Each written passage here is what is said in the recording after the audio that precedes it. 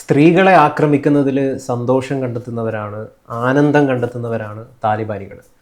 ഇപ്പം വളരെ ഡിസ്റ്റർബിംഗ് ആയിട്ടുള്ളൊരു വീഡിയോ സോഷ്യൽ മീഡിയയിൽ പ്രചരിക്കുന്നുണ്ട്. അത് താലിബാനിൽ നിന്നുള്ളതാണ്.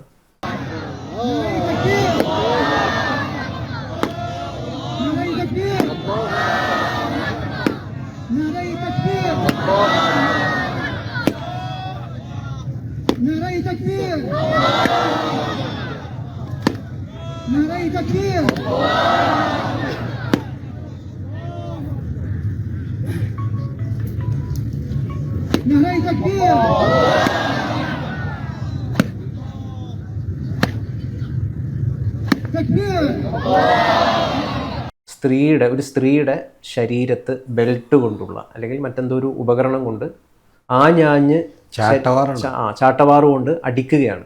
ഈ അടിക്കുമ്പം ബാക്ക്ഗ്രൗണ്ടിൽ നിന്ന് നമുക്കൊരു ആളുകൾ പറയുന്ന നിങ്ങൾക്ക് അള്ളാഹു അക്ബർ, അള്ളാഹു അക്ബർ. സ്ത്രീനെ അടിക്കുന്നു, വീണ്ടും അള്ളാഹു അക്ബർ, അള്ളാഹു അക്ബർ. വളരെ ഡിസ്റ്റർബിംഗ് ആയിട്ടുള്ളൊരു വീഡിയോ ആണ്. പുരുഷാധിപത്യത്തിനൊക്കെ എതിരെ വലിയ വർത്തമാനം പറയുന്ന ആളുകൾ ഇതൊന്നും കാണാത്തത് ശരിക്കും എന്തുകൊണ്ടാണ്? അല്ല, ഇത് കാണാത്തതിൻ്റെ പിന്നിൽ ഗൗതം പറഞ്ഞ പോലെ വലിയ പ്രശ്നമുണ്ട്. കാരണം ഒരു കണ്ണടച്ചു പിടിച്ച് ചില സൈഡിലേക്ക് മാത്രം നോക്കുന്ന ആളുകളുണ്ട് എന്നുള്ളത് വാസ്തവമാണ്. ഞാൻ പക്ഷേ ഇത് പണ്ട് പോലെ പറയുന്നൊരു കാര്യമാണ്. പിന്നെ ഈ ദൃശ്യങ്ങളിൽ വലിയ അത്ഭുതമൊന്നുമില്ല ഗൗതം. അത് എനിക്ക് തോന്നുന്നത് ഈ അടുത്തിടെ കാണുന്ന ആളുകൾക്ക് ചിലപ്പോൾ ഒരു ബുദ്ധിമുട്ടുണ്ടാവും. താലിബാൻ എന്നും ഇതുപോലെയായിരുന്നു, ഇന്നും ഇതുപോലെയാണ്, നാളെയും അതുപോലെ തന്നെ ആയിരിക്കും. അതിൻ്റെ പ്രശ്നം ഗൗതം അറിയേണ്ടത്, ഇപ്പോൾ സിറിയയിലൊക്കെ ആളുകൾ കൊല്ലപ്പെടുന്നില്ലേ യുദ്ധത്തിൽ. ഈ യുദ്ധത്തിൽ കൊല്ലപ്പെടുന്നവനെ ഇവർ വിചാരിക്കുന്നതെന്ന് വെച്ചാൽ ദൈവികമായി ഇവർ വിചാരിക്കുന്നത് അവനെ രക്ഷിക്കുകയാണെന്നാണ്. അതായത് അവനൊരു തെറ്റ് ചെയ്യാൻ പോവുകയാണ്, ആ തെറ്റ് ചെയ്യാൻ പോകുന്നവനെ നമ്മളവനെ കൊന്ന് വെടിവെച്ച് കൊന്നിട്ട് അവനെ രക്ഷിക്കുകയാണ്. അതുകൊണ്ട് അവനെ എന്ത് ചെയ്തോളും, നേരെ സ്വർഗത്തിലേക്ക് പോയിക്കോളൂ എന്നാണ്. ഈ ചാട്ടവാറടിയും ഈ അള്ളാഹു അക്ബർ എന്നൊക്കെ വിളിക്കുന്നതിൻ്റെ പിന്നിലെ കാര്യം എന്ന് വെച്ചാൽ കുറേ ആളുകൾ വിശ്വസിക്കുന്നത് ഇത് തെറ്റ് ചെയ്ത ആളുകളെ ദൈവത്തിൻ്റെ നിയമപ്രകാരം നമ്മൾ ശിക്ഷിക്കുന്നു എന്നാണ്. അങ്ങനെ വിചാരിച്ചാൽ പിന്നെ എന്തില്ല, മനസ്സിലായ? ഇപ്പം കൗരവരും അതുപോലെ തന്നെ പാണ്ഡവരും തമ്മിൽ യുദ്ധം നടക്കുമ്പോൾ ഇടക്ക് വെച്ചിട്ട് വലിയ പ്രശ്നത്തിലായി പോകുന്നുണ്ട് അർജുനടക്കമുള്ള ആളുകൾ. അപ്പോൾ കൃഷ്ണൻ ഉപദേശിക്കുന്നുണ്ട്, നീ ചെയ്യുന്നത് നിൻ്റെ ധർമ്മമാണ്, എതിരി നിൽക്കുന്നത് നിൻ്റെ സഹോദരങ്ങളായിരിക്കാം, ചിലപ്പോൾ മറ്റേ ഗുരുക്കന്മാരായിരിക്കാം, പക്ഷേ നീ നീതിക്കും ധർമ്മത്തിനും വേണ്ടി നിൽക്കേണ്ട ആളാണ് എന്ന് പറഞ്ഞ് ചെയ്യുന്നുണ്ട്. അപ്പോൾ അതുപോലെ തന്നെ ഞാൻ പറഞ്ഞ അതിൽ പക്ഷേ ഒരു നീതിയും ധർമ്മമുണ്ട്. പക്ഷേ അതേപോലെ തന്നെ നമ്മൾ വിചാരിക്കുകയാണ് നിങ്ങൾ ചെയ്യുന്ന എല്ലാ പോക്രിത്തരവും ദൈവത്തിൻ്റെ പേരിലാണ് എന്ന് പറഞ്ഞാൽ പിന്നെ എന്ത് ചെയ്യാൻ പറ്റും? ഇപ്പം താലിബാനിൽ താങ്കൾ പറയുന്നത് ഇതൊക്കെ അവിടെ നിസ്സാരമായി മിക്കപ്പോഴും നടക്കുന്നൊരു കാര്യമാണ്. കഴിഞ്ഞ ദിവസമാണ് ഒരു ഗായിക ഹിജബ് ധരിച്ചില്ല പാട്ട് പാടുമ്പോൾ ആ സംഘത്തിന് ഈ ഗായികക്കെതിരെ 74 ചാട്ടവാറടിയാണ് ശിക്ഷ. ഞാൻ വിചാരിക്കുന്നത് ഹിജബ് ധരിക്കാത്തതുകൊണ്ട് പോലും ആയിരിക്കില്ല. അത് ഹിജബ് ധരിച്ചില്ലെങ്കിൽ അതിനേക്കാൾ വലിയ ശിക്ഷ ആയിരിക്കും. അവർ മിക്കവാറും പാട്ട് പാടിയതിനായിരിക്കും ആ ശിക്ഷ. ഗൗതം അറിയേണ്ട ഒരു കാര്യം എന്ന് പറഞ്ഞാൽ, നേരത്തെ അവിടെ ഈ താലിബാൻ അധികാരത്തിലേക്ക് വന്നപ്പോൾ അവിടെ ഒരുപാട് നിയമങ്ങളുണ്ടായിരുന്നു. എന്താണ് നിയമങ്ങളിൽ അറിയാമോ? താലിബാൻ അധികാരത്തിലേക്ക് വന്നപ്പോൾ ഉണ്ടായ നിയമങ്ങളെന്ന് പറഞ്ഞാൽ, ഒരു സ്ത്രീക്ക് പുറത്തേക്ക് ഇറങ്ങണമെങ്കിൽ ഒന്നില്ലെങ്കിൽ ഭർത്താവോ അല്ലെങ്കിൽ വേറൊരു പുരുഷനോ കൂടെ വേണം, അല്ലാതെ പുറത്തേക്ക് ഇറങ്ങരുതെന്നാണ്. ജനലിൻ്റെ അടുത്ത് വന്ന് നിൽക്കരുതെന്നാണ്. ഒറ്റക്ക് ജനലിൻ്റെ അടുത്ത് വന്ന് നിൽക്കരുത്. നെയിൽ പോളിഷ് ഇട്ട ആളുടെ വിരൽ കെട്ടി ചെയ്ത് കളഞ്ഞിട്ടുണ്ടെന്ന് പറയണം. അപ്പോൾ ഇത്തരത്തിലുള്ള നിരവധി പ്രാകൃതമായിട്ടുള്ള നടപടികൾ അവരുടെ ഭാഗത്ത് നിന്നുണ്ടായിട്ടുണ്ട്. ഇനി അഫ്ഗാനിസ്ഥാനിലുള്ള പ്രശ്നം എന്ന് പറയുന്നത് അവരൊരു ഗോത്രങ്ങളായിരുന്നു നേരത്തെ. അതായത് ഓരോ ഗോത്ര രാജാവ്, അതിൻ്റെ സേന, അങ്ങനെയുള്ള ലെവലിലായിരുന്നു. അവരൊരു പരിഷ്കൃത സമൂഹത്തിലേക്ക് വന്നിട്ടില്ല. നേരത്തെ അമേരിക്കൻ സൈന്യം 10-20 കൊല്ലം അവിടെ ഉണ്ടായപ്പോഴേക്കും കാബൂളിൽ ചില ഡെവലപ്മെൻറ്റ്സ് ഒക്കെ ഉണ്ടായിരുന്നു. അവിടെ കുറേ കൂടി ആളുകൾ ഫ്രീ ആയിട്ടൊക്കെ ജോലി ചെയ്തിരുന്നു. ഗൗതം ഇത്രയൊന്നും ആലോചിക്കേണ്ടതേ, വളരെ ലളിതമായിട്ടുള്ളൊരു കാര്യമൊന്നും ആലോചിച്ച് നോക്കിയാൽ മതി ഗൗതം. ഈ നമ്മുടെ ഏതെങ്കിലും ഒരു രാജ്യത്ത് ഒരു ഭരണമാറ്റം നടക്കുന്നു, അതായത് അമേരിക്കൻ സൈന്യം പോയിട്ട് അവിടെ താലിബാൻ അധികാരം പിടിച്ചെടുക്കുന്നു. ഈ പിടിച്ചെടുക്കുമ്പോൾ നമ്മൾ അവിടെ കണ്ടൊരു കാഴ്ച എന്താണെന്ന് അറിയുമോ ഗൗതം? എയർപോർട്ടിൽ ആളുകളുടെ തിക്കും തിരക്കും ബഹളവുമാണ്. എന്നിട്ട് ഒരു ഫ്ലൈറ്റ് കിട്ടിയപ്പോൾ ആ ഫ്ലൈറ്റിൻ്റെ ചിറകിൽ പിടിച്ച്, അതായത് ഫ്ലൈറ്റിൻ്റെ അകത്ത് കയറാൻ പറ്റാതെ ഫ്ലൈറ്റിൻ്റെ ചിറകിൽ പിടിച്ച് ടയർ, ഈ പറയുന്ന പോലെ പറയുമ്പോൾ ടയറിൽ പിടിച്ച് കിടന്നിട്ട് 8 പേര് മരിച്ചുപോയി. ഫ്ലൈറ്റ് പൊങ്ങിയപ്പോഴേക്കും ഫ്ലൈറ്റിൻ്റെ ചിറകിൽ പിടിച്ച് കിടന്നവർ നിരവധി പേർ താഴേക്ക് വീണ് മരിച്ചുപോയി. ഗൗതം വിചാരിച്ചു കളയരുത്, അവരൊന്നും ബോധമില്ലാത്ത ആൾക്കാരാണ്, അവർക്ക് ഫ്ലൈറ്റ് പൊങ്ങുമ്പോഴേക്ക് ഇത് പിടിത്തം കിട്ടില്ല, താഴെ വീഴുമെന്നൊക്കെ അവർക്കറിയാം. പക്ഷെ എന്നിട്ട് പോലും അവരെന്തുകൊണ്ടാണത് ചൂസ് ചെയ്തതെന്നറിയാമോ? അതിനേക്കാൾ മൃഗീയമായ പീഡനമായിരിക്കും ഇവിടെ നിന്നാൽ കൊള്ളേണ്ടി വരും. അതുകൊണ്ടാണ് അവർ ഫ്ലൈറ്റ്, അതായത് ഒരു ഫ്ലൈറ്റിൻ്റെ ചിറകിൽ പിടിച്ച് കിടക്കുകയാണ്. ഇനി ഭാഗ്യത്തിന് തൊട്ടപ്പുറത്തെ രാജ്യത്തെങ്ങാനും വീണ് കയ്യോ കാലോ ഒടിഞ്ഞാൽ പോലും കുഴപ്പമില്ലെന്ന് വിചാരിക്കണം. അതെ, മനസ്സിലായി. ശരീരം മുഴുവൻ തളർന്നു പോയാലും കുഴപ്പമില്ല, കാരണം ആ രാജ്യത്ത് എങ്ങനെയെങ്കിലും ജീവിക്കാന്ന് വിചാരിക്കണം. അങ്ങനെ എന്തോരം പേരാണ് അഭയാർത്ഥികളായിട്ട് മറ്റു സ്ഥലങ്ങളിലേക്ക് പോയെന്നറിയാം. അപ്പൊ എത്ര പേടിയുണ്ടാവും, എത്ര പേടിയുണ്ടാവും. ആ പേടിയുടെ സത്യം പറഞ്ഞാൽ ചില ഈ പറഞ്ഞതുപോലെ കാര്യങ്ങൾ മാത്രമേ ഇപ്പൊ പുറത്തേക്ക് വന്നിട്ടുള്ളൂ. അതാണ് കാര്യം. പിന്നെ താലിബാൻ എന്ന് പറയുന്നത് നേരത്തെയും ഓപ്പറേറ്റ് ചെയ്തത് ഇങ്ങനെ തന്നെയാണ്. ഇപ്പൊ അവർ ഭരണത്തിലേക്ക് കയറിയപ്പോൾ കുറച്ചൊരു മിതത്വം പാലിക്കുമെന്ന് നമ്മൾ വിചാരിച്ചിരുന്നു. ആ മിതത്വം പാലിച്ചിട്ടില്ല എന്നുള്ളതാണ് മതേതര കേരളത്തില് ഒരു മാധ്യമമുണ്ട്, മാധ്യമം തന്നെയാണ് പേര്. താലിബാൻ പിടിച്ചടക്കിയപ്പോൾ എന്താണ് പറഞ്ഞത്? വിസ്മയമാണ് എന്നാണ്. എത്ര പേര് പറയണ കേൾക്കണം. താലിബാൻ വിസ്മയമാണെന്നാണ് ഇവർ പറഞ്ഞുകൊണ്ടിരുന്നത്. വിസ്മയ തുമ്പത്താണെന്നാണ് പറഞ്ഞുകൊണ്ടിരുന്നത്. ഇനി അത് പോട്ടെ, ഇല്ലേ ഓ അബ്ദുള്ള എന്നൊക്കെ പറഞ്ഞ ആള് വന്ന്, ഞാൻ ഇപ്പോഴും ഓർക്കുന്നുണ്ട് മാധുവായിട്ടുള്ള ഒരു ചർച്ചയിൽ, ആ ചർച്ചയാണ് വലിയ വിവാദമായിട്ടുള്ളത്. അതായത് ലാൽകുമാർ വന്നിട്ട് I agree to all the facts you are stating here എന്ന് പറഞ്ഞപ്പോഴത്തേക്കും ഈ ഓൾ ദ ഫാക്ട്സ് എന്നുള്ളതിന് വരെ മാധു കേട്ടത് വേറെന്തോ ആണ്, FU വെച്ചിട്ടുള്ള. അപ്പൊ മാധു അതിന് വലിയ ചൂടാവുകയും ബഹളം ഉണ്ടാക്കുകയും ചെയ്ത ചർച്ചയില്ല. ആ ചർച്ചയിൽ എന്താണെന്ന് വെച്ചാൽ ഓ അബ്ദുള്ള വന്നിരുന്ന് ന്യായീകരിക്കാൻ, ആ ചർച്ച ലൈവായെന്ന് കണ്ട ഒരാളാണ്. ആ ചർച്ചയിൽ ഓ അബ്ദുള്ള ഒന്ന് ന്യായീകരിച്ചിരുന്നത് പഴയ താലിബാൻ ആവില്ല, താലിബാൻ മാറും, താലിബാൻ കുറച്ചുകൂടി പൗഡർ ഇട്ട് മിനുക്കും, താലിബാൻ സൂപ്പർ ആകും എന്നൊക്കെ പറഞ്ഞ് എത്ര പേരെ ന്യായീകരിക്കും. ഇവിടെ ഇവർക്ക് എന്തിനാണ് ഈ താലിബാനെ ന്യായീകരിക്കേണ്ട ആവശ്യം ഇവർക്ക് എന്താണ്? അത് എനിക്ക് മനസ്സിലാവുന്നില്ല. ഈ സ്ത്രീകളെ ഇപ്പൊ ഈ താലിബാൻ വീണ്ടും ചർച്ചയാവുന്നു. അഫ്ഗാനിസ്ഥാനിൽ എന്താണെന്ന് വെച്ച് കഴിഞ്ഞാൽ സ്ത്രീകൾ അവരുടെ അവകാശങ്ങൾക്ക് വേണ്ടിയിട്ട് തെരുവിലിറങ്ങാൻ തുടങ്ങിയിരിക്കുന്നുള്ളതാണ് ഇന്റർനാഷണൽ മീഡിയാസ് ഒക്കെ വാർത്ത നൽകുന്നത്. ഈ തെരുവിലിറങ്ങുന്ന സ്ത്രീകളെ വെടിവെച്ചും വടിയൊക്കെ അടിച്ചുകൊണ്ടാണ് ഇവർ നേരിടുന്നത്. അതിൻ്റെ ഒരു ഭാഗമായിട്ടാണ് ഇപ്പം അള്ളാഹു അക്ബർ എന്ന വിളികളാൽ മുഖരിതമാകുന്ന ഒരു ബാക്ക്ഗ്രൗണ്ടിൽ, ഒരു ശബ്ദത്തിൽ സ്ത്രീയുടെ ശരീരത്തിൽ മുഴുവൻ ബെൽറ്റ് പോലത്തെ ഒരു ഉപകരണം കൊണ്ട് അടിക്കുകയാണ്. അതിൽ ആനന്ദം കണ്ടെത്തുകയാണ്. ഗൗതം, ഏറ്റവും പ്രധാനപ്പെട്ട ഒരു കാര്യം കൂടി അങ്ങോട്ട് പറയാം. ഈ താലിബാൻകാർ അവിടെ ഉള്ളത് ഏതാണ്ട് 75,000-80,000 പേരേ ഉള്ളൂ താലിബാൻകാർ. ഞാൻ നേരത്തെ നാരദ ന്യൂസിൽ ഇരുന്നപ്പോഴും ഞാൻ പറഞ്ഞിട്ടുണ്ട്, സത്യത്തിൽ നമ്മുടെ ഇവിടെ അതിനേക്കാൾ കൂടുതൽ താലിബാൻ അനുകൂലികളുണ്ട്. അതിൻ്റെ കാര്യം ലളിതമായ കാര്യം മനസ്സിലായി. ആ പിന്നെ അല്ലാതെ എന്താ, നമ്മൾ ഇപ്പൊ ശരിക്കും പറഞ്ഞാൽ അവിടെയുള്ള താലിബാൻകാർ ശരിക്കും പറഞ്ഞാൽ അവിടെയുള്ള ജനങ്ങളൊക്കെ പാവപ്പെട്ട സാധാരണക്കാരായിട്ടുള്ള ആളുകളാണ്. അവര് ഇപ്പൊ അമേരിക്കൻ സൈന്യമൊക്കെ ഇവിടെ ഉണ്ടായപ്പോൾ അവിടെ ജീവിച്ചു വന്നുകൊണ്ടിരുന്നവരാണ്. ഈ താലിബാൻകാരിലെന്ന് പറഞ്ഞാൽ വളരെ കുറച്ച് ആളുകളെ ഉള്ളൂ, പക്ഷെ അവരുടെ കയ്യിൽ ആയുധമുണ്ട്. അവർ ഈ പറഞ്ഞ പോലെ ക്രൂരമായ ആളുകളോട് പെരുമാറുന്ന ആളുകളാണ്. കൂടാതെ അവരുടെ കയ്യിൽ വലിയ ഫണ്ടും ഉണ്ട്. ഈ ഫണ്ട് എങ്ങനെ ഉണ്ടാക്കിയെന്നറിയോ? ഈ ലോകത്തിലെ 80% ഹെറോയിൻ വിൽക്കുന്നത് അവരാണ്. ആ ഹെറോയിൻ കയറ്റുമതി ചെയ്യുന്നത് അവിടെ നിന്നാണ്. അപ്പോൾ അത് അവരിപ്പോഴും ചെയ്തുകൊണ്ടിരിക്കുന്ന ഒരു രാജ്യം എന്നുള്ള നിലക്ക്. അപ്പോൾ അതങ്ങനെ ചെയ്യുന്നൊരു കാര്യമാണ്, മനസ്സിലായി. അപ്പൊ അതുകൊണ്ടാണ് ഇപ്പൊ ഇന്ത്യ പോലും അഫ്ഗാനിസ്ഥാനായിട്ട് നല്ല ബന്ധത്തിലാണ്. ഞാൻ കഴിഞ്ഞ ദിവസം മീഡിയ വണ്ണിൽ നമ്മുടെ ദാവൂദ് സാഹിബിന്റെ എന്തോ ഒരു ചർച്ച കണ്ടു. അതിൽ അദ്ദേഹം പറയുന്ന ഒരു കാര്യം എന്താണെന്ന് വെച്ച് കഴിഞ്ഞാൽ, മുസ്ലിങ്ങൾ ഇപ്പോഴും അല്ലെങ്കിൽ ഇസ്ലാം എന്ന് പറയുന്നത് 6-ാം നൂറ്റാണ്ടിന്റെ മതമാണെന്നാണ് പലരും വിശ്വസിക്കുന്നത്. എന്തൊരു പോക്രിത്തരമാണ് ഇവർ പറയുന്നതെന്നാണ് അദ്ദേഹം പറയുന്നത്. ഈ താലിബാനിൽ നടക്കുന്നത് ഏത് നൂറ്റാണ്ടിലെ കാര്യമാണ്? ഇതൊക്കെ ഞാൻ പറയണത് ഗൗതം അറിയേണ്ടത്, താലിബാൻ ഇതിലിപ്പോൾ നമ്മൾ വലിയ അതിശയമൊന്നുമില്ല. അവർ താലിബാനെ സപ്പോർട്ട് ചെയ്യുന്നവരാണ്. അവരുടെ പത്രമാണ്, അതായത് ജമാഅത്തെ ഇസ്ലാമി എന്ന് പറഞ്ഞൊരു സംഘടനയുടെ പത്രമാണ് മാധ്യമം എന്ന് പറയുന്നത്. ആ മാധ്യമത്തിലാണ് ഇതാ വിസ്മയം നടന്നിരിക്കുന്നു എന്ന് പറഞ്ഞത് ഇവിടെ താലിബാനിൽ. ശരിക്കും ഇവരെ കൊണ്ടേ താലിബാനിൽ ഇട്ടിരുന്നെങ്കിൽ ഇവർക്ക് മനസ്സിലായാലും വിസ്മയം എന്താണെന്നുള്ളത്.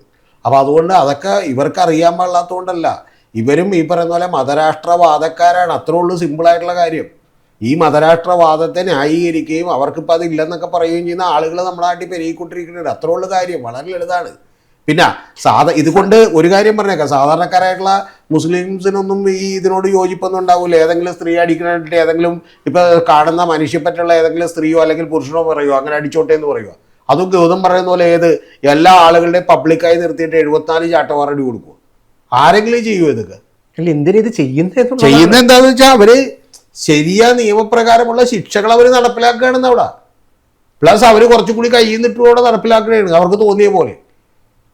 അതിപ്പോ ഇറാനിൽ എന്താ സംഭവിച്ചുകൊണ്ടിരുന്നത്? ഏറ്റവും കൂടുതൽ വധശിക്ഷകൾ വിധിച്ചുകൊണ്ടിരുന്നത് അവിടെയാണ്. പക്ഷെ ഇതിൽ ഏറ്റവും കൂടുതൽ യാതന അനുഭവിക്കുന്നത് സ്ത്രീകളാണ് സാറേ. എല്ലാ മതവും മെക്കിട്ട് കയറുന്നത് ആരുടെ പുറത്താണെന്ന് അറിയാമോ?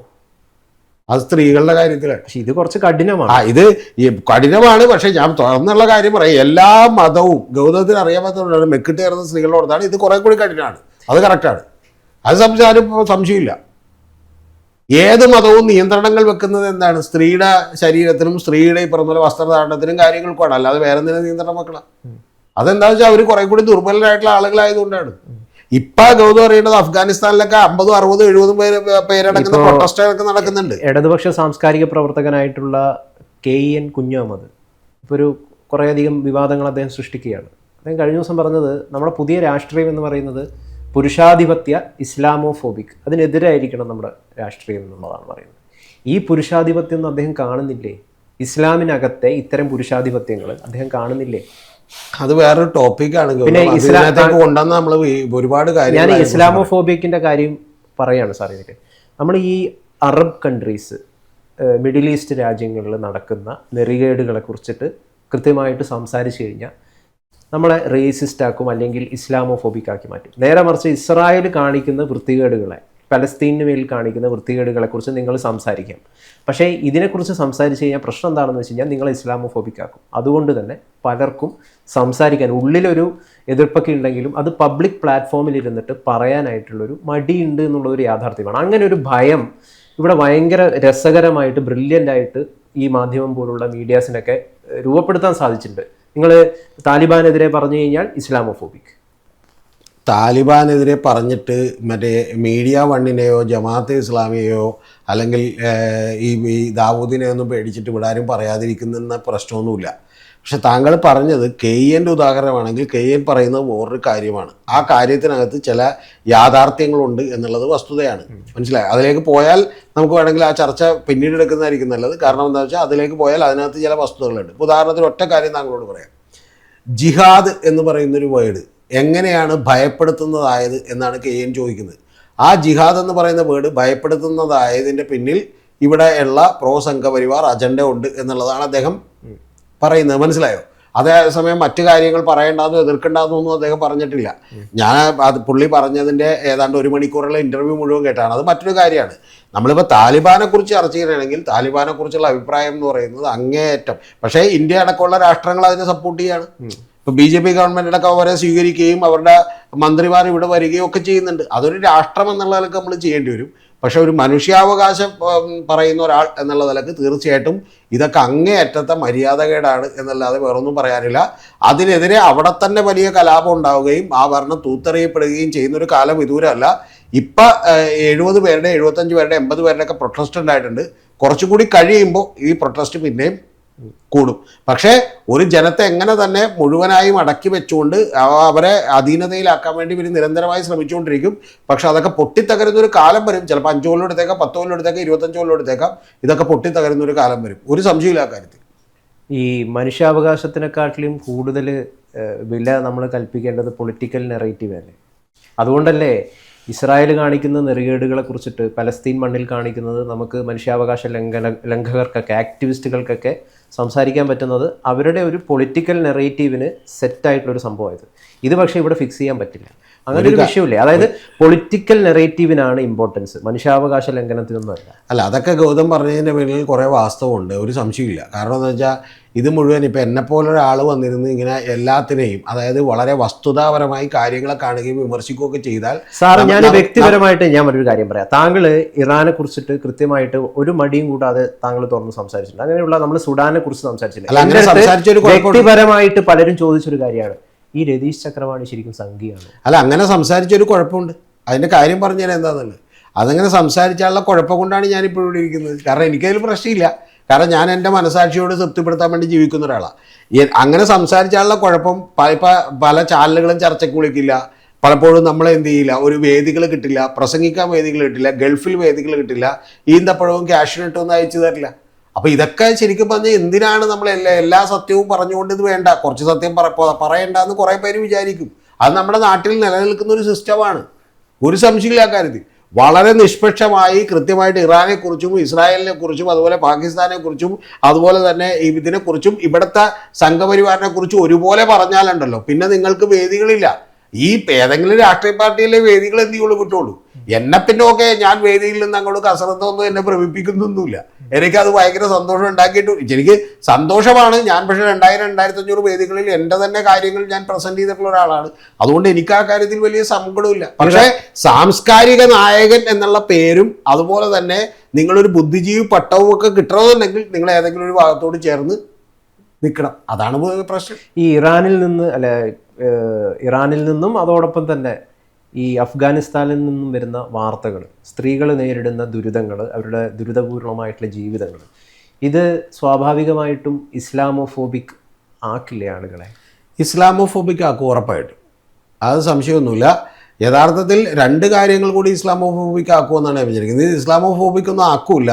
യഥാർത്ഥത്തിൽ ഇവിടെയുള്ള ഇസ്ലാം മതത്തിനകത്തുള്ള സംഘടനകൾ, ഉദാഹരണത്തിന് മുസ്ലിം ലീഗ് ആണെങ്കിലും സമസ്തയാണെങ്കിലും ബാക്കിയുള്ള ആളുകളാണെങ്കിലും ഇതിനങ്ങ് തള്ളിപ്പറഞ്ഞാൽ പ്രശ്നമൊന്നുമില്ല. തള്ളിപ്പറഞ്ഞോ? മനസ്സിലായി, തള്ളി പറയുന്നില്ല, അതാണ് പ്രശ്നം. തള്ളി പറയുന്നില്ലെന്ന് മാത്രമല്ല വേറൊരു കാര്യം ഞാൻ ആത്മാർത്ഥമായിട്ട് പറയാം. നമ്മളിവിടെ ജയ് ശ്രീരാം നിർബന്ധപൂർവ്വം പലരെയും വിളിപ്പിക്കുന്നു എന്നൊക്കെ പറഞ്ഞിട്ട് പലരും ചെറിയ എന്തെങ്കിലും ഒരു വിഷയം കിട്ടിയാൽ തന്നെ ഉടനെ ഒരു ഫേസ്ബുക്ക് കുറിപ്പുമായിട്ട് ഓടിച്ചാടി വരുന്ന നിരവധിയായിട്ടുള്ള ആളുകളുണ്ട്. ഹിന്ദുക്കളായിട്ടുള്ള ആളുകൾ പോലും ഇതിനെ എതിർക്കാനായിട്ട് വരാറുണ്ട്. ഞാൻ ആത്മാർത്ഥമായിട്ട് പറയാം, ഒരുപാട് മുസ്ലിങ്ങളായിട്ടുള്ള സഹോദരന്മാർ ഈ താലിബാൻ്റെ സ്ത്രീകൾ നേരിടുന്ന വൃത്തികേടുകളെ എതിർക്കുന്നതായിട്ട് ഞാൻ കണ്ടിട്ടില്ല. താങ്കൾ കണ്ടിട്ടുണ്ടോ? പബ്ലിക്കലി എതിർക്കുന്നതായിട്ട് അവിടെയാണൊരു വലിയ പ്രശ്നമുള്ളത്. അതിൻ്റെ പ്രശ്നം ഞാൻ പറഞ്ഞുതരാം. അതിൻ്റെ യഥാർത്ഥ കാരണം എന്താണെന്ന് വെച്ചാൽ, ഗൗതം കരുതുന്ന പോലെയല്ല. നിരവധി ആളുകൾ അവരുടെ ഈ മുസ്ലിം സമുദായത്തിനകത്ത് നിന്ന് തന്നെയുള്ള പ്രഗത്ഭരായിട്ടുള്ള ആളുകളടക്കം പലരും ഇതിനെ എതിർക്കുന്നുണ്ട്. പക്ഷേ നേരത്തെ പറഞ്ഞതുപോലെ ഈ എതിർക്കുന്ന വോയിസ് കേൾപ്പിക്കാനുള്ള അത്രയും പലപ്പോഴും നമ്മുടെ ഇവിടുത്തെ മാധ്യമങ്ങളോ അല്ലെങ്കിൽ വേദികളോ ഒന്നും അവർക്ക് കിട്ടാറില്ല എന്നുള്ളത് വാസ്തവമാണ്. നിങ്ങൾ ഒരു കാര്യം കൂടി ഗൗതത്തിനോട് പറഞ്ഞുതരാം. അതിൻ്റെ പിന്നിലൊരു രാഷ്ട്രീയമുണ്ട്. ആ രാഷ്ട്രീയം എന്ന് നേരത്തെ പറഞ്ഞ പൊളിറ്റിക്കൽ നാരേറ്റീവ് ഉണ്ട്. നിങ്ങൾ ഇറാനെതിരെ സംസാരിക്കുന്നു, നിങ്ങൾ താലിബാനെതിരെ സംസാരിക്കുന്നു, നിങ്ങൾ ആയത്തുള്ള അലി ഖമൈനിക്കെതിരെ സംസാരിക്കുന്നു എന്ന് പറഞ്ഞാൽ പിന്നെ നിങ്ങൾക്ക് വേദി തരാൻ ഒറ്റ കാര്യം ആളുകൾ ഇവിടെ ഉള്ളത് അത് ആരാണെന്നറിയാമോ? അത് സംഘപരിവാറാണ്. പക്ഷെ അപ്പം നമ്മൾ അവിടെ ചെന്നിട്ട് സംഘപരിവാറിലേക്ക് കൂടി ഈ പറയുന്ന പോലെ ഇത്തരത്തിലുള്ള ഏതെങ്കിലും പ്രവർത്തനങ്ങൾ വിമർശിച്ചു പോയാൽ നമുക്ക് ഒരു സ്ഥലത്ത് വേദി കിട്ടൂലെന്നുള്ള. അതുകൊണ്ടാണ് ഗൗതം പറഞ്ഞ പോലെ ആളുകൾ ഏതെങ്കിലും ഒരു സൈഡിൽ നിൽക്കുന്നത്, സത്യം പറയാത്തത്. പിന്നെ നമ്മുടെയൊക്കെ കാലഘട്ടത്തിന് ഒരു വലിയ ഗുണമുണ്ട്. അതെന്താണെന്നറിയാമോ? ഒരു ഇമെയിലും ഒരു ഫോണും ഒരു യൂട്യൂബ് ചാനലും ഉണ്ടെങ്കിൽ നമുക്ക് ഈ നാട്ടുകാരോട് സത്യം പറയാം, കേൾക്കുന്നവർക്ക് കേട്ടാൽ. ഈ താലിബാനിൽ നടക്കുന്ന പുരുഷാധിപത്യ പ്രവണതകളെ, സ്ത്രീകളെ നമ്മൾ ആദ്യം തുടക്കം കാണിച്ച വീഡിയോ ഉണ്ടല്ലോ സാറേ, അതിപ്പം ലക്ഷക്കണക്കിന് ആളുകളാണ് സോഷ്യൽ മീഡിയയിലൊക്കെ കാണുന്നത്. ഇത് പുരുഷാധിപത്യ പ്രവണത പോലും അല്ല, അത് മതാധിപത്യം കൂടിയാണ്. മത നിയമങ്ങൾ അനുസരിച്ച് അവിടെ ശിക്ഷിക്കുകയാണ്. ശരി, ആ മതം പുരുഷാധിപത്യ മതമാണ്. ആ പുരുഷാധിപത്യ മതമാണ്. അത് എല്ലാ മതത്തിലും പുരുഷാധിപത്യം ഉണ്ട്. അതുകൊണ്ട് ഗൗതം പറഞ്ഞ പോലെ അതുപോലും അല്ല പ്രശ്നം. ഇവിടെ ഈ പറഞ്ഞ പോലെ ശരിയായ നിയമങ്ങൾ അനുസരിച്ചിട്ടുള്ള ശിക്ഷകൾ നടപ്പാക്കുന്നതിന്റെ ഭാഗമായിട്ടാണ്. ഇത് ഇറാനിലുണ്ട്, അതുപോലെ തന്നെ താലിബാനിലുണ്ട്, മറ്റു പല സ്ഥലങ്ങളിലും ഇതുണ്ട്. മനസ്സിലായേ? അപ്പൊ അത് ഇവിടെ ഇറാനെ എതിർത്തുകൊണ്ട് ഇറാൻ കാണിക്കുന്ന നടപടികൾ ശരിയല്ല, ഇറാന്റെ കൂടെ ലോകത്തിലെ മുസ്ലിങ്ങൾക്ക് നിൽക്കാൻ പറ്റില്ല എന്ന് പറഞ്ഞുകൊണ്ട് ഒരു സാമുദായിക നേതാവ്, മുസ്ലിം പണ്ഡിതൻ ഇതിനിടയിൽ പ്രതികരിക്കുകയുണ്ടായി. അദ്ദേഹത്തിന് നേരെ വന്ന കമന്റുകൾ, താനും സംഖ്യയായോ? മുസ്ലിങ്ങളാണ് പറയുന്നത്, മുസ്ലിം അക്കൗണ്ടുകളിൽ നിന്നാണ് നിരവധി ആളുകൾ. എന്തുകൊണ്ടാണ് ഈ പ്രവണത ഉണ്ടാകുന്നത്? ഗൗതം ഈ പറയുന്നത്, ഗൗതത്തിൻ്റെ ആകെയുള്ള പ്രശ്നം എന്താ അറിയുമോ? ഗൗതത്തിൻ്റെ ആകെയുള്ള വിഷയം എന്ന് വെച്ചാൽ ഗൗതം നോക്കുന്നത് മുഴുവൻ സോഷ്യൽ മീഡിയ മാത്രമാണ്. സോഷ്യൽ മീഡിയയിൽ ഈ പറയുന്ന കാര്യങ്ങളെല്ലാം വരുന്നത് ഓർഗനൈസ്ഡ് ആയിട്ടാണ്. അതായത് നിങ്ങൾ സംഖ്യയാണോ, നിങ്ങൾ മറ്റേ തേങ്ങയാണോ മാങ്ങയാണോ എന്നൊക്കെ ചോദിച്ച് അയക്കുന്നത് മുഴുവൻ ഫേക്ക് അക്കൗണ്ടുകളിൽ നിന്ന് വളരെ ഓർഗനൈസ്ഡായി വരുന്ന അറ്റാക്കുകളാണിത്. അല്ലാതെ ഈ നാട്ടിലെ ഏതെങ്കിലും സാധാരണക്കാരോ ഈ പറയുന്ന 85-90 ലക്ഷം വരുന്ന മുസ്ലിംസിൽ മഹാഭൂരിപക്ഷമോ ഒന്നും അതിനെ അനുകൂലിക്കുന്ന ആളുകളല്ല. പക്ഷെ ഓക്കെ, ഞാൻ വിശ്വസിക്കുകയാണ്. അല്ലെങ്കിൽ ഇവിടെ കലാപം ഉണ്ടാവില്ല, അല്ലെങ്കിൽ ഇവിടെ എന്തേ പ്രശ്നം ഉണ്ടായേനെ. ഞാൻ പറയുന്നത് ചിന്തയിൽ വേറെ പ്രശ്നം കൂടി, അതുകൂടി പറഞ്ഞുതരാം. അവിടെ എന്ത് ചെയ്യുന്നു, നമ്മൾ ആളുകൾ ഒരു മോശം കാര്യം ചെയ്യുന്നു, അപ്പൊ ഹിന്ദുക്കളുടെ അകത്തും ചെയ്യണമെന്ന് പറഞ്ഞാൽ ഇനി നമ്മൾ നമ്മുടെ ഇവിടെയുള്ള സ്ത്രീകളെ പിടിച്ചടിക്കണോ, അല്ലെങ്കിൽ ജയ് ശ്രീരാം വിളിക്കണോ? ഇതിന്റെ ഒന്നും ആവശ്യമില്ല ഗൗതം. ഞാൻ പറഞ്ഞു വന്നതേ, അതായത് പബ്ലിക്കലി ഇത് വന്നിട്ട് ഇത് ചെയ്യുന്നത് തെറ്റാണ്, ഇത് എന്തൊരു നെറികേടാണ് കാണിക്കുന്നത് എന്ന് എത്ര പേര് പറയുന്നുണ്ട്. അങ്ങനെ പബ്ലിക്കലി വന്ന് പറയാൻ എന്തുകൊണ്ടാണ് ഇവർ ഭയപ്പെടുന്നത്? ആരാണ്, ഏത് സംഘടനയാണ്, ഏത് മതസംഘടനയാണ് ഇവരെ ഭയപ്പെടുത്തുന്നത് എന്നൊരു സംഗതിയില്ല. ഇപ്പം ഫാത്തിമ തഹലിയ ഒരു വിളക്ക് കത്തിച്ചു പൊതുവേദിയിൽ, സമസ്ത വന്ന് തിരുത്തി തിട്ടൂരമിറക്കി സമുദായത്തിൽ നിന്ന് പുറത്തു പോകുന്നു. ഇങ്ങനെ ഒരു ഭയപ്പാട് ഒരു മതസംഘടന പ്രകടിപ്പിച്ചു കഴിഞ്ഞാൽ എത്ര പേർക്ക് ധൈര്യം ഉണ്ടാവും പബ്ലിക്കലി വന്നിട്ട് അതാണ് സ്വതന്ത്രമായിട്ടൊരു കാര്യം ചെയ്യാൻ? താങ്കളിപ്പോൾ ഇത് താലിബാനിൽ നിന്ന് നിലവിളക്ക് കൊളുത്തലിലേക്ക് വരെ എത്തി. ഞാൻ അതിന് മറുപടി പറയാം, എനിക്കൊരു കുഴപ്പമില്ല. താങ്കൾ പറയുന്നത് പോലെ തന്നെയുള്ള യാഥാസ്ഥിതിക നിലപാടുകൾ ചില സംഘടനകൾ എടുത്തു വെക്കുന്നുണ്ട്. ആ സംഘടനകളുടെ അകത്ത് നിന്നുള്ള ആളുകളുടെ സൗണ്ടുകൾ കൃത്യമായിട്ട് മാധ്യമങ്ങൾ പുറത്തേക്ക് കേൾപ്പിക്കുന്നുണ്ട്. പക്ഷെ അവരൊക്കെ വിചാരിച്ചിട്ട്, നിങ്ങളെ ഒരിക്കലും വിചാരിച്ചു അവരാണ് ഇവിടെ മഹാഭൂരിപക്ഷം, അവരുടെ കീഴിലാണ് ഈ ആളുകൾ മുഴുവൻ എന്നുള്ളതൊന്നും വിചാരിച്ചു കളയരുത്. ഇപ്പോഴും നിലവിളക്ക് കത്തിക്കുന്ന എന്തൊരു പേരുണ്ട്. അങ്ങനെ മമ്മൂട്ടി നിലവിളക്ക് കത്തിക്കണമെന്ന് പറഞ്ഞ ആളല്ല, എന്തേ മമ്മൂട്ടിയെ വേണ്ടി ബഹിഷ്കരിക്കാത്തത്? നടക്കില്ല അത്. ഇവരൊന്നും പറഞ്ഞിട്ട് നാളെ ഗൗതം അറിയേണ്ടത് ഇതേ ആളുകൾ ഇപ്പൊ തന്നെ വേറൊരു SYSന്റെ ഒരു ആള് വന്നിട്ട് ഇപ്പൊ പ്രസംഗിച്ചിട്ടുണ്ട്. എന്താണെന്നറിയാമോ? നിങ്ങൾക്ക് കളിഭ്രാന്ത് കൂടുകയാണ്, ഫുട്ബോൾ ഭ്രാന്ത് കൂടുകയാണ്. അവൻ ശരിക്കും പറഞ്ഞാൽ പള്ളിക്ക് 10 രൂപ തരാത്തവൻ കൊണ്ടുപോയിട്ട് ഫ്ലെക്സ് വെക്കുമെന്ന് പറഞ്ഞു. ആരെങ്കിലും ഇത് കേൾക്കുന്നുണ്ട്? ഗൗതം ഇപ്പൊ ഒന്ന് മലപ്പുറത്ത് പോയി നോക്ക്. ഇതൊന്നും നടക്കാൻ പോണ കേസല്ല ഗൗതം. ഇതൊന്നും മഹാഭൂരിപക്ഷം ആളുകൾ ഇന്ത്യയിൽ അംഗീകരിക്കുന്നില്ല. പിന്നെ അവർ ചിലപ്പോൾ എന്ത് ചെയ്യുന്നില്ല, വോക്കലായി വളരെ ശക്തിയുക്തം പറയുന്നുണ്ടാവില്ല. ഇനി പറയുന്ന ആളുകളൊക്കെ ഇവിടെ ഉണ്ട്. ഇപ്പൊ കാരശ്ശേരി മാഷോ അമീൻ ചന്ദ്രമംഗലോ നിരവധി ആളുകളുണ്ട്. അവരുടെ സൗണ്ടുകളും വലുതായിട്ട് കേൾപ്പിക്കുകയോ ഈ കാർഡുകൾ പ്രൊമോട്ട് ചെയ്യപ്പെടുകയോ ചെയ്യില്ല. അതിന്റെ പ്രധാനപ്പെട്ട കാര്യം ഗൗതം നേരത്തെ പറഞ്ഞ പോലെ രാഷ്ട്രീയമാണ്. ആ രാഷ്ട്രീയത്തിന്റെ പുറകിൽ അപ്പുറത്തെ സൈഡിൽ ഇതും കൂടി ഉണ്ടായിക്കോട്ടെ, എന്നാലേ ഇപ്പുറത്ത് ഞങ്ങൾ വളരാൻ പറ്റുള്ളൂ എന്നുള്ളതുകൊണ്ടാണ്, അല്ലാതെ വേറെ സംഭവമൊന്നുമില്ല. അല്ല, ഒരു മതസംഘടന ഒരു സമുദായത്തെ നിയന്ത്രിക്കുമ്പോൾ ആ സമുദായത്തിലെ അംഗങ്ങൾക്ക് സ്വതന്ത്രമായിട്ട് അഭിപ്രായം പറയാൻ പറ്റുമോ? ഞാൻ ചോദിക്കുന്നത് ഗൗതത്തിനോട് തിരിച്ചു ഗൗതം പറ, ഈ മമ്മൂട്ടി സമുദായത്തിൽ നിന്നാണ്, പുള്ളി ബുദ്ധനോ അല്ലെങ്കിൽ ഒരു സെലിബ്രിറ്റിയാണ്, എന്തുകൊണ്ട് അങ്ങനെ പ്രതികരിക്കാൻ പറ്റും? അല്ല, മമ്മൂട്ടിക്ക് പ്രതികരിക്കാൻ പറ്റുന്നതല്ല, മമ്മൂട്ടിക്കെതിരെ ഇവർ എന്താണ് ഒരു ഫത്വ പുറപ്പെടുവിക്കാത്തത്? എന്താണ് നിങ്ങളത് കൊടുത്തരുത്, മമ്മൂട്ടി പറഞ്ഞത് തെറ്റാണെന്ന് പോലും പറയാത്തത് എന്താണ്? നടക്കൂലിവിടെ. ഇനി നിരവധി ആളുകൾ ഇപ്പോഴും ഗൗതം അറിയേണ്ടത്, മുസ്ലിം സമുദായത്തിനകത്തൊക്കെ നിരവധി ആളുകൾ ഇതുപോലെ വിളക്ക് കത്തിക്കാതെയും ഒക്കെ പല പരിപാടികളും നടത്തുന്നുണ്ട്. ഇത് ചില ആളുകൾ പറയുമ്പോൾ എന്തിന് ഈ പറയുന്ന പോലെ സൂമ്പ നിരോധിക്കണമെന്ന് പറഞ്ഞിപ്പോ അബ്ദുള്ള വാസിദൊക്കെ വന്ന് സംസാരിക്കുമ്പോഴത്തേക്കും എന്ത് ചെയ്യുന്നു, അതിനിപ്പോ വലിയ വോക്കലായിട്ടുള്ള ഒരു കാര്യം കേൾക്കുന്നു. ആ കേൾപ്പിക്കുന്നതിന്റെ പിന്നിലും ചില അജണ്ട ഉണ്ടെന്ന് ഞാൻ പറഞ്ഞുള്ളൂ. ചില ചാനലുകൾ ഇവരെ വിളിച്ച് ഇത് കേൾപ്പിക്കുന്നതിന്റെ പിന്നിലും ചില അജണ്ട ഉണ്ട്. കാരണം അങ്ങനെ പറയുമ്പോഴേ മറ്റേ സൈഡിൽ നിന്നും കൂടി ഏകോപനം ഉണ്ടാവുള്ളൂ. അതിന് വേണ്ടിയിട്ട് മാത്രമാണ്, അല്ലാതെ വേറെ സംഭവമൊന്നുമില്ല ഇതിൽ. പിന്നെ ഗൗതത്തിന്റെ ആകെയുള്ള തെറ്റിദ്ധാരണ എന്ന് വെച്ചാൽ മഹാഭൂരിപക്ഷം ആളുകളും ഇതിനോട് അനുകൂലിക്കുന്ന ആളുകളല്ല. 200 കോടിയോളം വരുന്ന മുസ്ലിം സമുദായത്തിലെ ആളുകളുണ്ട്. അവരെല്ലാം ഈ താലിബാൻ ആരാധിക്കുന്ന ആളുകൾ. നമുക്കിപ്പം നാട്ടിലുള്ള എല്ലാവരുടെ പോയിട്ട് സംസാരിക്കാൻ പറ്റില്ല. പക്ഷെ നമ്മളപ്പം നോക്കുന്നത് എന്താണ്? സോഷ്യൽ മീഡിയ പ്ലാറ്റ്ഫോമിൽ ഉയരുന്ന ഒരു വേവ് ഉണ്ടാണ്. താങ്കൾ തന്നെ നേരത്തെ പറഞ്ഞു, നമ്മുടെ കേരളത്തിലെ മാധ്യമങ്ങൾ ഇറാനിൽ നടക്കുന്ന നെറികേടുകളെ കുറിച്ച് റിപ്പോർട്ട് ചെയ്യാൻ അവർ മടിക്കുന്നുണ്ട്. എന്തുകൊണ്ട് അവർ മടിക്കുന്നു? എന്തുകൊണ്ടാണ് അവർ മടിക്കുന്നത്? ഇത്രയും താങ്കൾ പറഞ്ഞ പോലുള്ള ഒരുപാട് ആളുകൾ ഭയങ്കരമായിട്ടുള്ള പിന്തുണ നൽകുന്നുണ്ടെങ്കിൽ അവർ മടിക്കേണ്ട ആവശ്യമുണ്ടോ? ഭയങ്കരമായിട്ടുള്ള പിന്തുണ എന്ന് പറഞ്ഞാൽ അതിൻ്റെ പിന്നിൽ ചില പ്രശ്നങ്ങളുണ്ട്. അതിന് വളരെ വേണമെങ്കിൽ അതിൻ്റെ സ്റ്റാറ്റിസ്റ്റിക്സ് ഞാൻ ഗൗതത്തിന് പറഞ്ഞുതരാം. എത്ര പേരാണ് വാർത്തകൾ കേൾക്കുന്നതെന്ന് ഗൗതത്തിന് അറിയോ? എത്ര പേരാണ്? ഏഷ്യാനെറ്റ് ന്യൂസിൻ്റെ ഏതാണ്ട് 60-70 ലക്ഷം പേരെ സബ്സ്ക്രൈബേഴ്സ് ഉള്ളൂ. ഏഷ്യാനെറ്റിൻ്റെ എൻ്റർടൈൻമെൻറ്റ് ചാനൽ എത്രയുണ്ടെന്ന് അറിയോ? അപ്പോൾ അതിൽ ഒരു 8-9% പേരെ മാക്സിമം വന്ന് ന്യൂസ് കേൾക്കുന്നുള്ളൂ. ആ ന്യൂസ് കേൾക്കുന്നവരിൽ നിന്ന് ഇത് പിടിച്ചു നിർത്താനുള്ള ശ്രമം കൊണ്ടാണ് ഈ പ്രശ്നം ഉണ്ടാകുന്നത്. അല്ലാതെ മഹാഭൂരിപക്ഷം താലിബാനെ കുറിച്ചോ അഫ്ഗാനിസ്ഥാനെ കുറിച്ചോ ഒന്നും അറിയുന്നില്ല. അവരിതിന്റെ കുഴിമന്തിയും അതുപോലെ തന്നെ ബാക്കിയുള്ള ഈ പറഞ്ഞ അൽഫാമോ ഒക്കെ കഴിച്ച് കിടന്നുറങ്ങാന്ന് വിചാരിക്കുന്നവരാണ്. സാറേ അതാണ് പറഞ്ഞത്. അല്ല സാറേ, അതുകൊണ്ട് നമ്മളെ മാധ്യമങ്ങളുടെ ധർമ്മമല്ലേ എപ്പോ മാധ്യമങ്ങൾ ധർമ്മമൊന്നും പാലിക്കാൻ പോണില്ല. മാധ്യമങ്ങളൊക്കെ എന്തിനാണ് ഭയപ്പെടുന്നത്? മാധ്യമങ്ങളൊന്നും ഒരു ധർമ്മവും പാലിക്കാൻ പോണില്ല. മാധ്യമങ്ങളൊക്കെ വെസ്റ്റഡ് ഇൻട്രസ്റ്റുകളുടെ പുറത്ത് മാത്രമാണ് ഇവിടെ എന്ത് ചെയ്തുകൊണ്ടിരിക്കുന്നത്, ചർച്ച നടത്തിക്കൊണ്ടിരിക്കുന്നതും അവരുടെ താല്പര്യങ്ങൾക്കനുസരിച്ച്. അവസാനം നിർത്തുമ്പോൾ ഒറ്റ കാര്യം ചോദിക്കാം. മനുഷ്യത്വത്തെക്കാളും ഇമ്പോർട്ടന്റ് എന്ന് പറയുന്നത് പൊളിറ്റിക്കൽ നെറേറ്റീവ് അല്ലേ? മനുഷ്യത്വത്തെക്കാളും ഇമ്പോർട്ടന്റ് മഹാഭൂരിപക്ഷം ജനങ്ങൾക്ക് പൊളിറ്റിക്കൽ നെറേറ്റീവ് അല്ല. പക്ഷെ ആ പൊളിറ്റിക്കൽ നെറേറ്റീവാണ് രാഷ്ട്രീയ കക്ഷികൾക്കും മാധ്യമങ്ങൾക്കും ഒക്കെ ഇമ്പോർട്ടൻ്റ് ആയത് എന്നുള്ളത് കൊണ്ടാണ് ഇത്തരം വാർത്തകൾ സംപ്രേഷണം ചെയ്തത്. അത് കറക്റ്റാണ്.